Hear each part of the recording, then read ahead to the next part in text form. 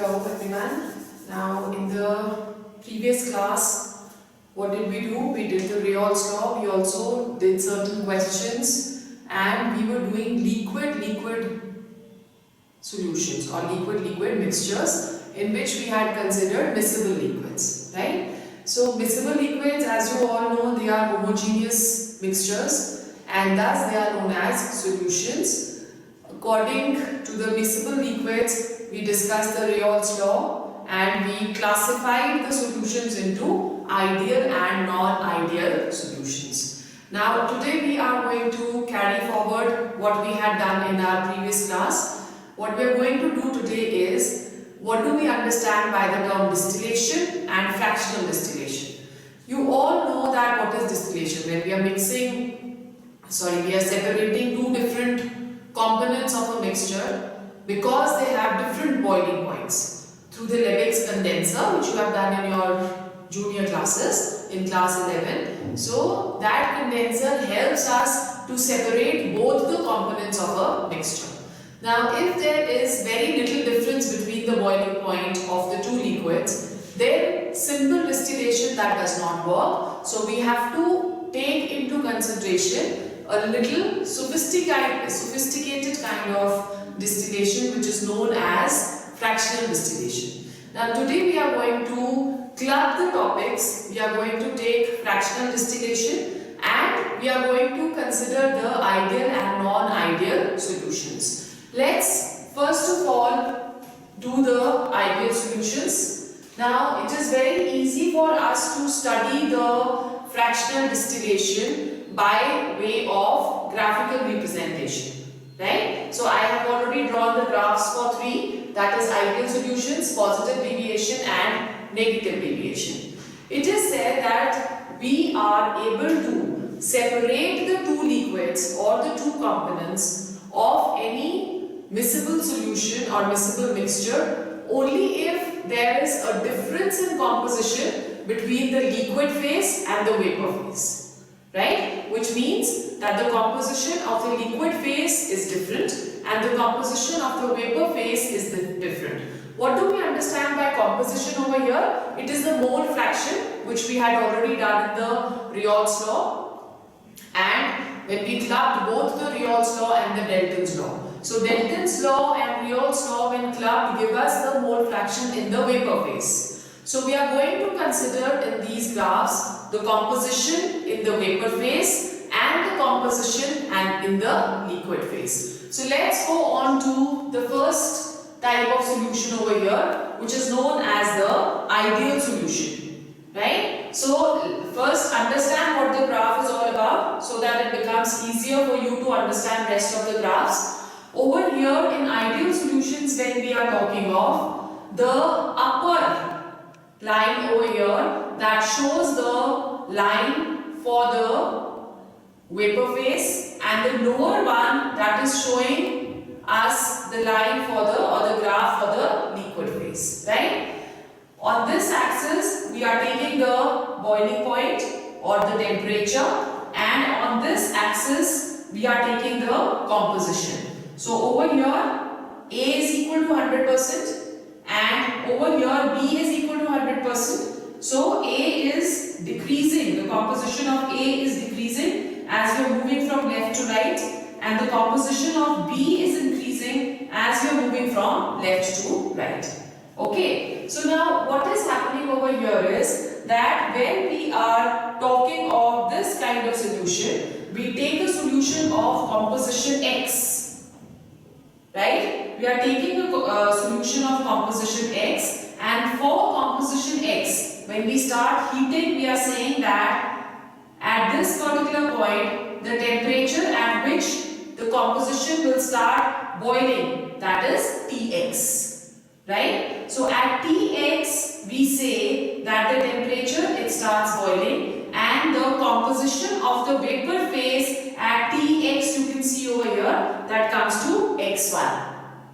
Right? Similarly, we are taking composition Y at Ty, okay, and the composition at Ty for the vapor phase that is going to be equal to Y1. So we have different compositions over here. Let's understand what is happening. We are saying that when a solution of composition X is heated, right? When a solution of composition X is heated, the temperature keeps on increasing and it reaches a temperature Tx when the mixture starts boiling.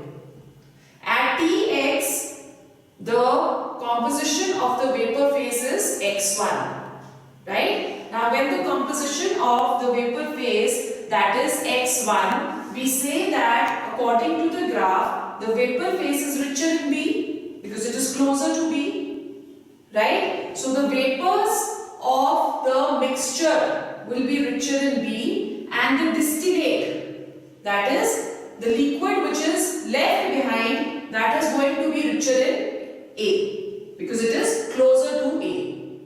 Okay, on further boiling, what is going to happen? When we start boiling it further, we see that a temperature Ty is reached. Okay, at this particular temperature Ty, the composition of the liquid, that is Y, right, which is again closer to A. So the liquid is again closer to A and the composition in the vapor phase is closer to B. So the liquid is going to be rich in A and the vapor is going to be rich in B. Slowly and gradually, as we keep heating, the liquid will keep on becoming richer in A.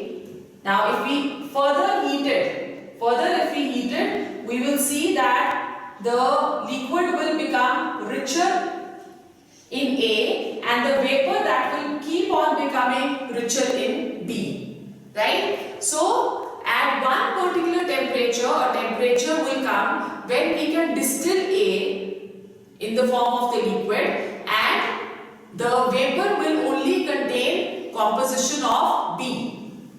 Vapor will only contain B. Then by cooling the vapor in fragments, we cool it, then we separate out B, then we again cool it and we separate out B. In this manner, for ideal solutions, the composition of the vapor and the liquid phase is different, right? The composition of the vapor phase and liquid phase is different. So for such solutions, by constantly boiling and by fractional distillation, we can separate A and we can separate B, right? So fractional distillation for such solutions can give us ultimately pure A and pure B.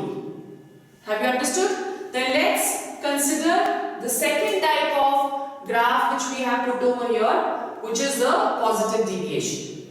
Now in positive deviation, we have already studied according to Réal's law that the total pressure that is going to be greater than the sum total of PA and PB. This we have done. So I am just going to put it over here. Total pressure is greater than PA and PB, and for ideal solution, total pressure that is equal to PA plus PB. Okay, and over here we are saying in negative deviation the total pressure is less than PA and PB. Now when in the second graph, which we can see over here, we are looking at a point C, right? At point C, the composition of the vapor phase and the composition of the liquid phase is same. Okay, so at this particular point, the temperature of the solution that becomes equal to T. So at T, we cannot separate completely A and B, and at point C, the temperature becomes constant. Okay, so this is known as what? Such solutions, they are said to be known as constant boiling mixtures.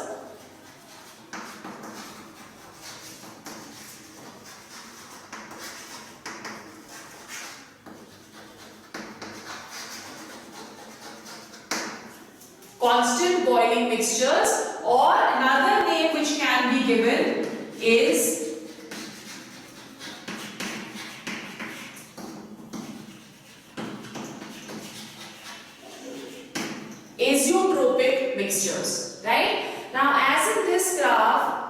minima is observed, right? If a minima is observed, this means that this is minimum boiling azeotrophs, right? You can that the boiling point of the pure component A is here, the boiling point of the pure component B is here, but the boiling point of the mixture, that is lesser than A and that is lesser than B. So positive deviation, when we are talking of these positive deviations, they are going to result in minimum boiling azeotrophs. So this is a graph for minimum boiling azeotrophs. Let's understand the graph over here. When we are talking of the graph over here, we say that at point C, the temperature T is reached, right? And at temperature T, there is going to be no change in composition. The composition is going to be fixed. Okay? Now let's understand what's happening over here. Let's say we are taking a mixture of composition X, right? We are taking a mixture of composition X, and when we start heating this, the composition of the vapor phase, that is going to be what? X1. Okay, the composition of the vapor phase is going to be X1. So at this particular temperature, the distillate, that is the liquid or the residue, that is more towards A, and the vapor phase X1 is more towards B. Same over here we are taking, this is A is equal to 100%, and over here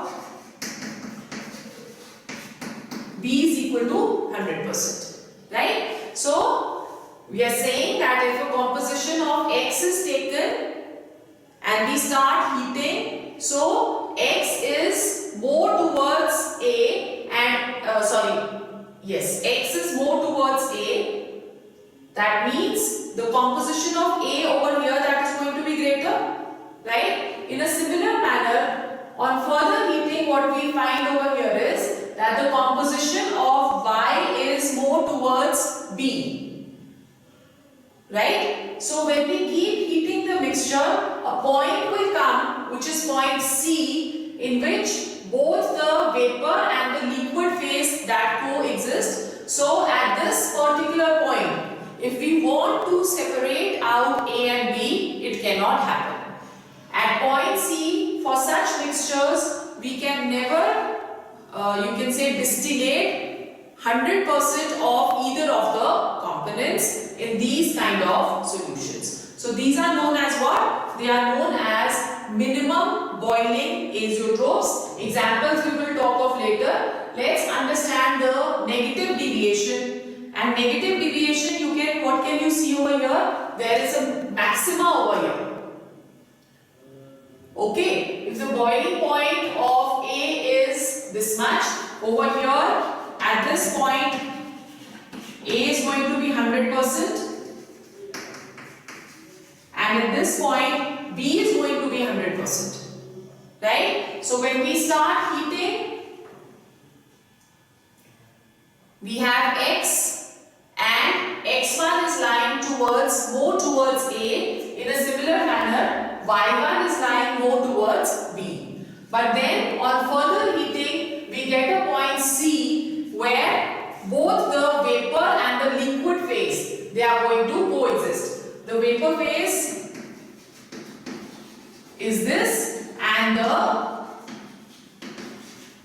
liquid phase is this, right? So at point C, the distillate which we have is neither pure A nor pure B. It is a mixture of both. So over here also we can point out that at this particular temperature we cannot distill A and B purely, and because we are having a maxima over here, these type of solutions, they are known as what? They are known as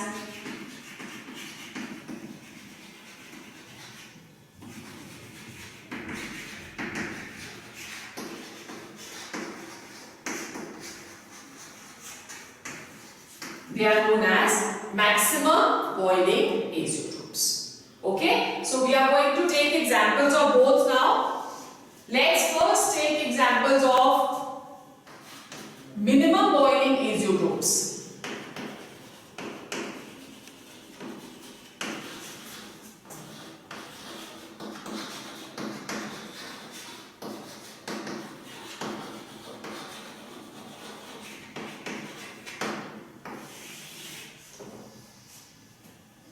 Minimum boiling azeotrophs. An example which we can take over here is that of water plus ethanol. Water plus ethanol.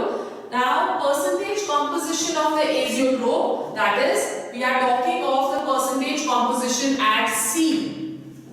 At C, we can only distill 95.97% of alcohol.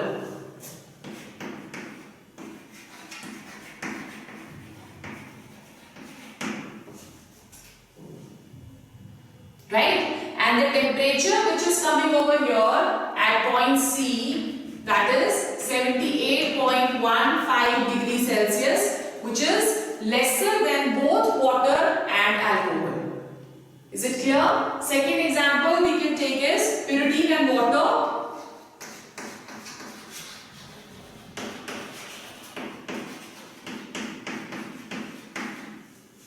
Pyridine plus water.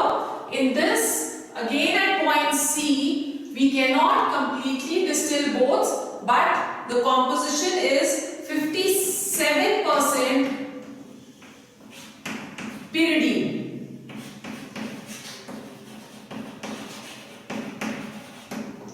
And the constant boiling temperature over here, that is 92.60. 92.60 degrees Celsius. Right? In a similar manner, we can take certain examples of maximum boiling azeotrophs.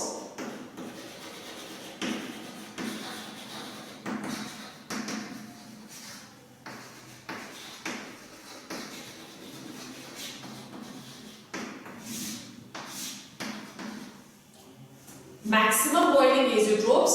For maximum boiling azeotrophs in the graph, you can see that a maximum is observed. An example which we can take over here is that of HCl plus water. At point C, we can only distill 79.8% of water.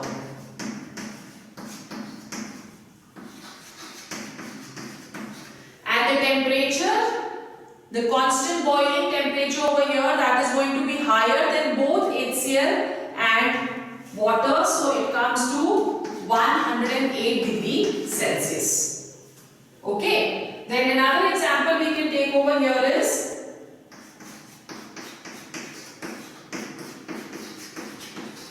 HNO3 plus water, right? Here at C we can distill 68% of water. Okay, and the temperature over here is going to be higher than HNO3 and water both. It is 125.5 degrees. 125.5 degrees centigrade. So these are what we understand by azeotropic mixtures or constant boiling mixtures. Today we are going to discuss the second type of solutions. Now we have discussed number one, gas and liquid. The second we discussed liquid and liquid. So the third solutions which we are going to discuss today is solids in liquids. So we have solutions of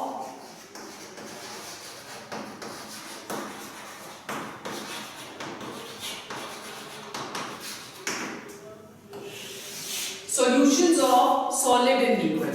This is a very common kind of solutions which we keep doing. Like we have in our day-to-day life, we have sugar in water, we have salt in water. So these are certain homogeneous mixtures which are taken as solutions in our daily lives. Now when we are talking of solutions of solid and liquids, we come across three different words. Like we know what we come across unsaturated solutions. Now what is unsaturated solutions? Unsaturated solution means that when we are able to dissolve more solute in a particular amount of solvent, that is known as unsaturated solution, right? Now if we will keep adding the solute, a point will come when no more of the solute that dissolves in water.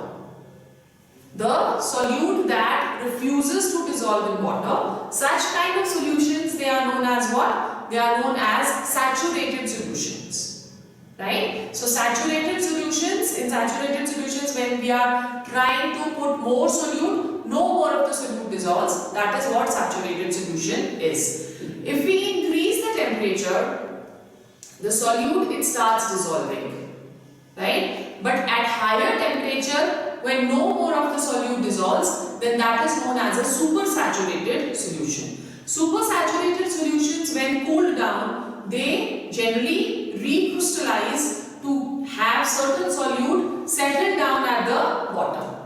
Okay, so this is what saturated, unsaturated, so saturated and supersaturated solution means. Now when we are talking of the solutions of or the dissolution of solid in a liquid, we say that there are two processes taking place. The first one, that is known as dissolution. Now dissolution is when particles of a solute leaving the solid and dissolving in the solvent. The particles of the solute, they leave the solid and they start dissolving in the solvent. That is known as dissolution. And the other process which is taking place,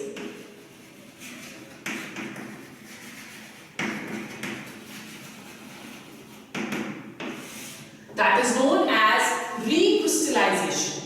What do we understand by recrystallization? The solute particles, they have started coming together again, leaving the solvent particles. So that is recrystallization.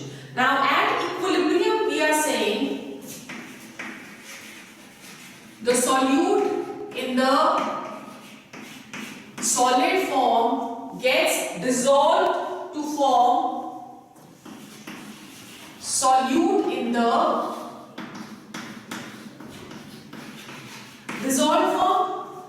So the forward reaction, that is known as dissolution, and the reverse reaction, that is going to be known as crystallization. Both, that is if we are talking of this equation, the solute in the solid state and the solute in the dissolved state, they are both in dynamic equilibrium with each other, which means this keeps changing into that and that keeps changing into this. And at equilibrium, both the processes, they are occurring with the same pace. So that is the reason we cannot see. We know what equilibrium is. When forward reaction becomes equal to backward reaction, that is what is equilibrium. Okay. So at equilibrium, we can see both. Now, what are the factors which are going to influence the dissolution process? What are the factors which are going to influence the dissolution process? The first one, that is nature of the solute. Nature of the solute. Now we know that in chemistry there is a principle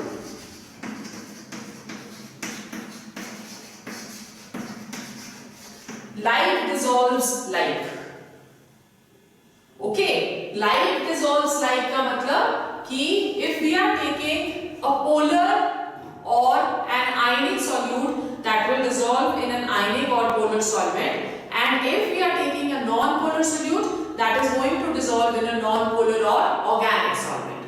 Okay, so basically we have water, we generally take as a universal solvent, or water is taken as an ionic solvent. So in water, all the polar and the ionic solutes, they are going to dissolve. But there are other things, like we are talking of solubility. Solubility means what? Solubility means the specific amount of solute dissolving in 100 grams of a solvent.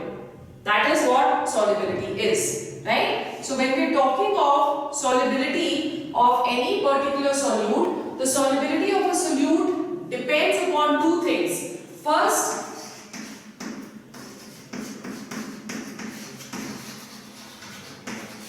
it will depend upon lattice energy.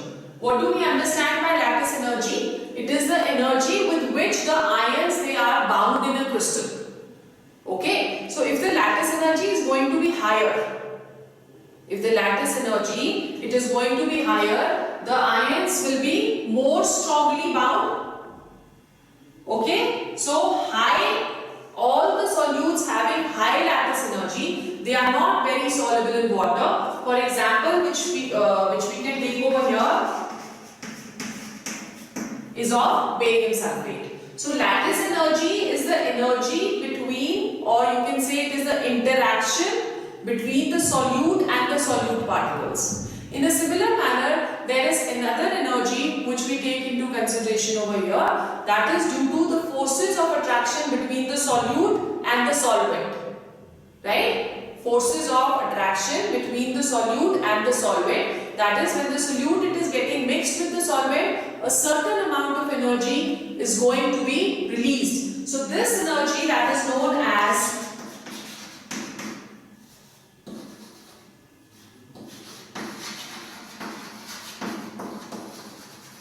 hydration energy. Okay, this energy that is known as hydration energy. Now, if the interaction between the solute and the solvent particles is going to be more, obviously dissolution is going to be more or solubility is going to be more. So all those which have a high value of hydration energy, they are going to be more soluble. So we sum up in 2 points. If the lattice energy is less, the solubility is more. If the hydration energy is more, the solubility is going to be more. So the dissolution is a combined effect of both lattice energy and hydration energy. Right? And the resultant energy should always be negative for the dissolution process to take place. This you have studied in S block elements in class 11. Right? So I am just summing it up that if the lattice energy is more, dissolution is less, and if the hydration energy is more, dissolution is going to be more. Okay? Then second, it depends upon what? Nature of solvent.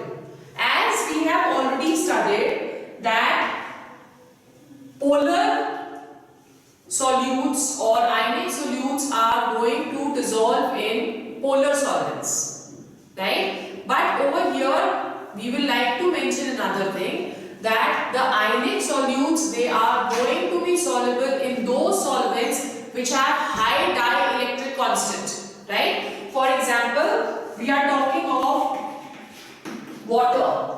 Water, it has a dielectric constant of 80. And if we are taking the dielectric constant of ethyl alcohol, it is only 33.5. Okay, so as the dielectric constant of water is more, therefore ionic solutes, they dissolve better in water than in C2H5OH. And the dielectric constant of benzene, it is very, very low. It is only 2.3. So benzene does not dissolve ionic solutes at all. Okay. Then the third factor which we add over here, that is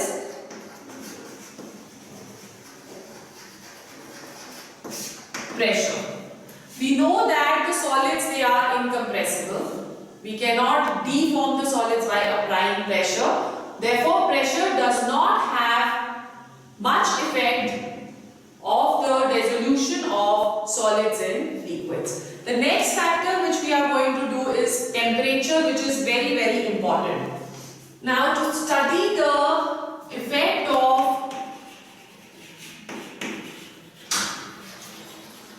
temperature, we are coming up with a graph over here. on the board. Okay, so you can study the various solutes, the effect of temperature on the solubility of various solutes in this particular graph. This is also known as the solubility graphs of various solids. Okay, so of temperature over here, we say that when we are mixing the solute and the solvent, energy may be released, energy may be absorbed. So for both the cases, the effect of temperature that is going to be different. Okay, for example, if we are dissolving potassium iodide in water, we see that on mixing, on continuously stirring the mixture, we see that the tumbler in which we are doing the dissolution process, that becomes hot or warm. It means that energy is being, it becomes cooler, which means that energy is being absorbed. So certain processes, they are known as what?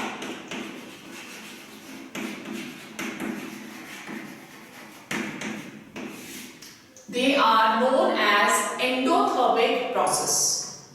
Okay, so for endothermic process, where the energy that is absorbed or heat is absorbed, the solubility increases.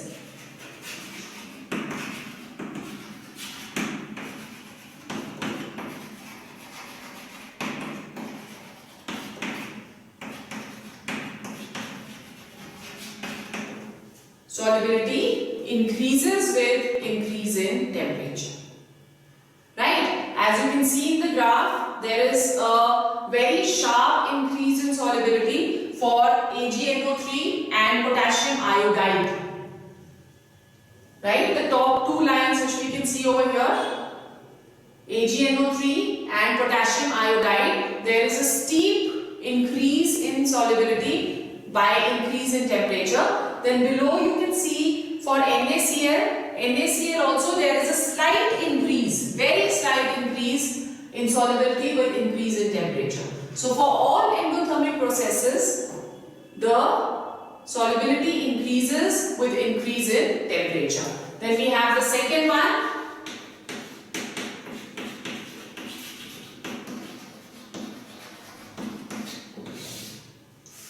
Exothermic, right?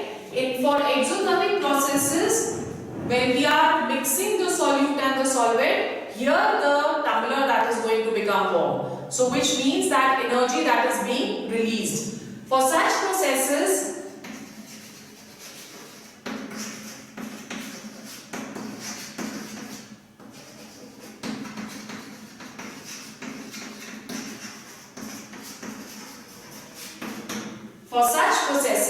solubility decreases with increase in temperature. Solubility that is going to decrease with increase in temperature. Right? Then we come to certain salts which are hydrated.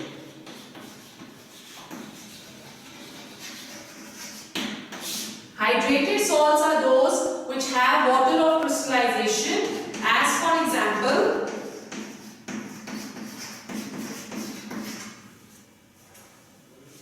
sodium sulfate decahydrate, which is known as Glauber's salt.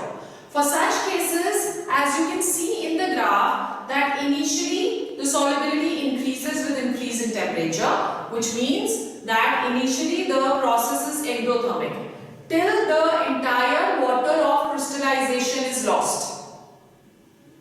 Okay, so when once these 10 water of crystallization are lost, the solubility takes a dip. The solubility starts decreasing with increase in temperature as the process becomes exothermic.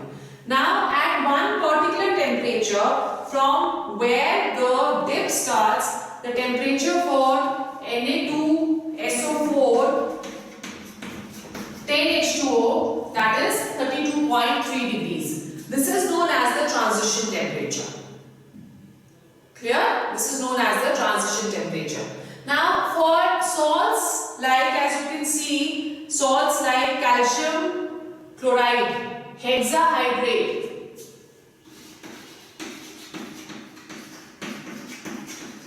salts like calcium chloride, hexahydrate. There are, in the graph, there are two maxima.